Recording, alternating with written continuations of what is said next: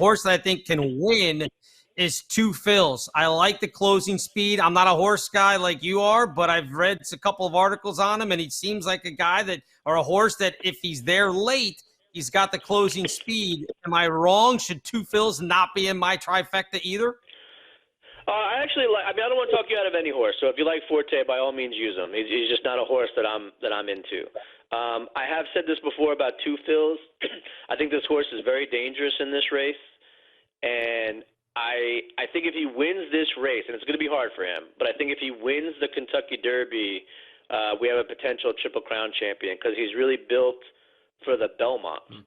And I think if he can win the Kentucky Derby, like you said, maybe he gets a favorable trip. He could do something very special. So if I had to pick a Triple Crown winner right now at the onset, it would be Two Phils, without a doubt. I wouldn't even consider another horse. The challenge with Two Phils is his last races. I'm just not. I'm a little bit concerned about his last race. It was pretty slow. His last race on the dirt, I should say. He did great on the synthetic surface at Turfway Park, which is expected considering he's a son of Hardspun. But the Rising Star Stakes was a really slow. It was slow to the second call. It was slow final. That concerns me a little bit. But again, I think that look, an 80-1 won last year. So I think if Two Phils can eke it out, I think he's got the potential for a Triple Crown. Yeah, I mean, it's an event, right? It's a sport event, so you have to go and do all that stuff. Actually, the first horse race that I ever saw live was at Churchill Downs. It was not the Kentucky Derby. And this was back in the seedy days of Churchill Downs before they did the $1 million renovation. It was just, I don't remember why, but we were driving through, obviously, Kentucky on a vacation, and it was kind of like, hey, you'll probably never be here again. So we stopped. I was probably 10 or 11, I think, and went and watched like 3 races just to do it. I put $2 down on a horse, and it finished 5th, so I didn't win. But it was just really cool to, like, be there and see. Again, there was probably less than 2,000 people in the stands for this. It was like a midweek. It was, nothing. But just being around that vibe of, guys, betting. There's guys smoking cigars in the stands and everything else. So that was the first time I ever went. So I've been to Churchill Downs, just not for the Derby. I have been to the Preakness. I will not go back to the Preakness because that place is just out of control.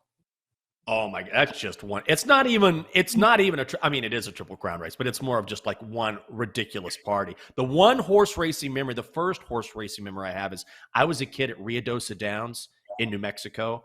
And I remember it was my first time betting on anything. And my parents placed a bet for me and I picked 3 straight winners. Right. And so this friend of my parents came over and it sounds so seedy now. He goes, "What do you got, kid? I'm going to ride your streak." And of course I didn't win after that, but I always stuck out my mind like, "What do you got, kid? I don't know what's going on here." On this show, we sort of say, oh, we have a threshold. We don't want to bet more than minus 150, but that's something that we've instituted. You can bet if you want to lay minus 500, you can. I wouldn't recommend it on any bet, but certainly you can if you think there's value. So it's all relative. We've just sort of set this arbitrary idea that we don't want to lay too much juice. So let me ask you, do you have this threshold, or is it about value, or do you have a personal opinion? Because there is certainly no hard and fast rule that you can't bet something just because it's juicy. Yeah, I mean, I don't have a thing where if I say, okay, I see the line's gone to minus 170, so I'm not gonna take that game. Talking about as far as baseball betting goes. But yeah, I think at some point you have to look at the looking at the wager compared to your bankroll and compared to the rate of return, and there's all these different things. And then other times you look at it and you say, all right, so it's minus 225. I still think this is the play. And if it comes home, great. The only time that kind of play burns you is if you lose a few of them in a row. Then you're really, really behind the 8 ball as far as trying to catch up to bets and everything else. But no, I think an occasional If you see a pitching matchup that is just completely one-sided and the line is at minus 210 and you're still confident with it, go ahead and play it. It's whatever you have confidence in more than anything else. Because, yes, there are some hard and fast rules that I think maybe some people should stick to as far as the values that you play or the money that you lay. But other times, if you just have a good read on it and you feel confident in it, that's the main thing. And as always, only risk what you can afford to lose anyway. So if you can afford to drop a minus 210 game that you bet on, then if you're confident in it, go ahead and play it. My best bet for me today, Red Sox at Phillies, go over the 8. Phillies coming home. They were absolutely crushed by the Dodgers, gave up like 36 runs in 3 games, and the Red Sox bats have been red hot.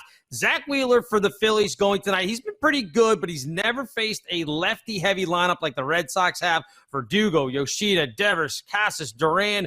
Lefties hitting .275 against Wheeler this season. I'm still not trusting Chris Sale. Even though he's pitched well 2 of the last 3, this smells like a 7-5, 8-6 game, which is going to go way over the 8. So give me Red Sox, Phillies, over the 8. Ride that over train with the Red Sox.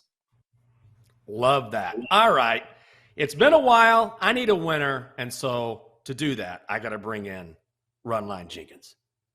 Run Line Jenkins is back. Oh, Lord, Lord, Lord. I ain't been around for a while because my latest girlfriend left me. She said she was tired of me losing money.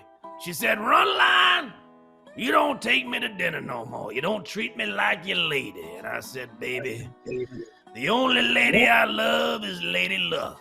And even though I've been losing, she don't nag me like you do, so leave me alone and let me bet the Run Line. Now people say to me, Run Line, how come you been divorced so many times? And I said, that's none of your damn business. Just let me try to pay my bills by betting on the Run Line. That's what I'm going to do. Okay, here we go. Braves, first 5 run line, minus 145, hosting the Orioles. Guys, Max Fried going for the Bravos. Dean Kramer going for Baltimore. Kramer has given up 17 runs in 26 innings. That Atlanta lineup, as we know, a completely different beast. And Fried has given up a single earned run in 4 starts this season. Braves, first 5 run line, minus 145, hosting the Orioles.